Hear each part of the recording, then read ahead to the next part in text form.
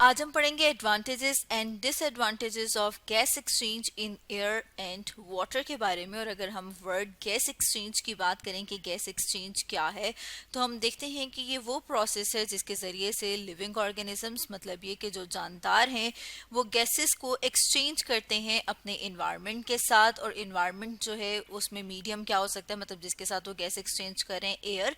जैसे कि यहाँ पर हम डायग्राम में देख रहे हैं टेरेस्ट्रियल एनिमल्स, मतलब ये कि जो खुश्की पे पाए जाते हैं एनिमल्स, वो जो गैस एक्सचेंज करते हैं वो किसके साथ करते हैं, क्योंकि उनके बाहर एयर प्रेजेंट है, मीडियम एयर है, तो उसके साथ करते हैं। और अगर बात की जाए कि वो कौन सी गैसेस हैं जिसका एक्सचेंज होता है, तो उसमें हम देखते हैं ऑक्सीजन का इनटेक होता है, मतलब ये कि वो बॉडी के अंदर लेके जाते हैं, ठीक है। और इसी तरह से एक्सेल करते हैं, वो कौन सी वाली गैस है, अगर उसकी बात करें तो वो है कार्बन डाइऑक्साइड। इसी तरह से अगर हम बात करें इक्वेटिक ऑर्गेनिजम्स, जिसमें हम फिशेस को देख रहे हैं कि उनका जो मीडियम है जिसके साथ वो गैसेस एक्सचेंज कर रही है उनके सराउंडिंग में, वो क्या है, वाटर। तो आज हम ये डिस्कस करेंगे कि क्या एडवांटेजेस हैं, क्या फ़ायदे हैं और क्या डिसएडवांटेजेस हैं, मतलब ये कि क्या नुकसानात हैं कि जो एयर में गैसेस एक्सचेंज कर रहे हैं उनके, और जो वाटर में अपने गैसेस एक्सचेंज कर रहे हैं उनके।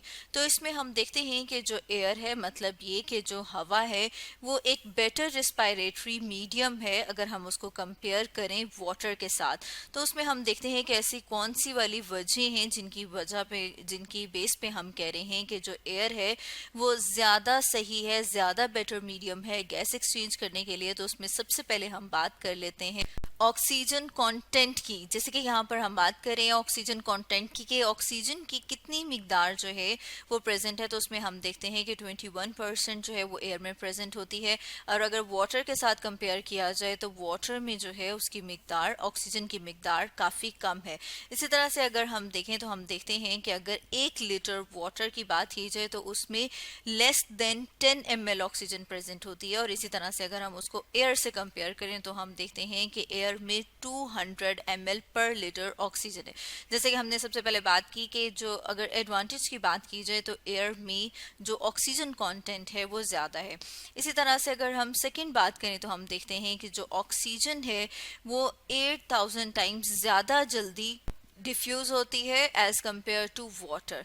अब अगर हम देखें प्रोज एंड कॉन्स, मतलब ये कि एडवांटेजेस और डिसएडवांटेजेस, तो उसमें अगर हम सबसे पहले वाटर के बात करें एडवांटेजेस की, मतलब ये कि प्रोज की, तो उसमें हम देखते हैं कि जो इक्वेटिक ऑर्गेनिजम्स हैं, जैसे कि हमने फिशेस की बात की थी कि उनका जो डायरेक्ट कांटेक्ट होता है अपने मीडियम के साथ, जैसे हम यहाँ पे देख रहे हैं direct contact of respiratory surface.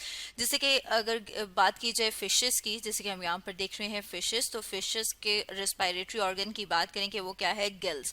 तो गिल्स जो है वहाँ पर जो रिस्पायरेटरी सर्फेसेस हैं, वहाँ पर जो गैसियस एक्सचेंज है वो डायरेक्ट वाटर के साथ होता है, क्योंकि वाटर का डायरेक्ट कांटेक्ट होता है रिस्पायरेटरी सर्फेसेस के साथ।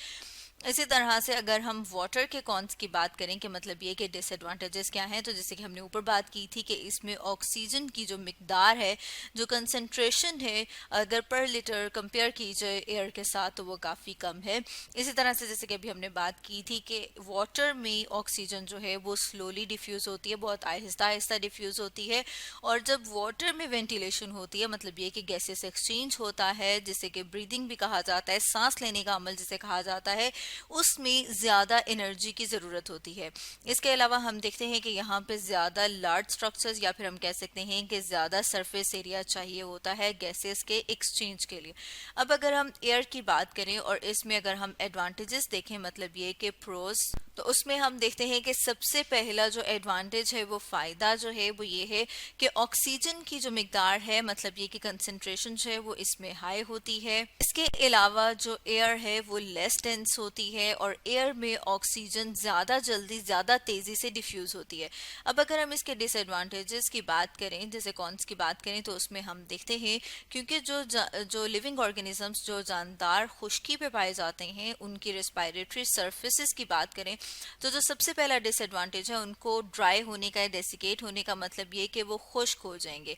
इसलिए जैसे कि हम जानते हैं कि जो लंग्स हैं वो कहाँ पर हैं, हमारी बॉडी के अंदर प्रेजेंट हैं, और उनका डायरेक्ट कांटेक्ट नहीं है। जैसे कि हम देख रहे हैं कि इनडायरेक्ट कांटेक्ट होता है रिस्पायरेटरी सरफेस का मीडियम के साथ, एज सच कोई डायरेक्ट कांटेक्ट नहीं है वहाँ पर। इसके अलावा हम देखते हैं कि स्मॉल ओपनिंग प्रेजेंट है एक्सटर्नली, जैसे कि नोज की बात की जाए ह्यूमंस में, इसी तरह से एक्सटर्नल लेयर्स जो स्मॉल ओपनिंग प्रेजेंट होती हैं, मतलब ये कि हम देख रहे हैं कि बहुत स्मॉल ओपनिंग है, उन ओपनिंग के जरिए से एयर का इनटेक होता है। और फर्दर हम देखते हैं कि जो टेरेस्ट्रियल एनिमल्स हैं, मतलब ये कि जो खुश्की पे पाए जाने वाले एनिमल्स हैं, उनमें क्या होता है कि रेस्पिरेटरी सर्फेसेस को मॉइस्ट करने के लिए ज़्यादा से ज़्यादा वाटर जो है वो चाहिए होता है।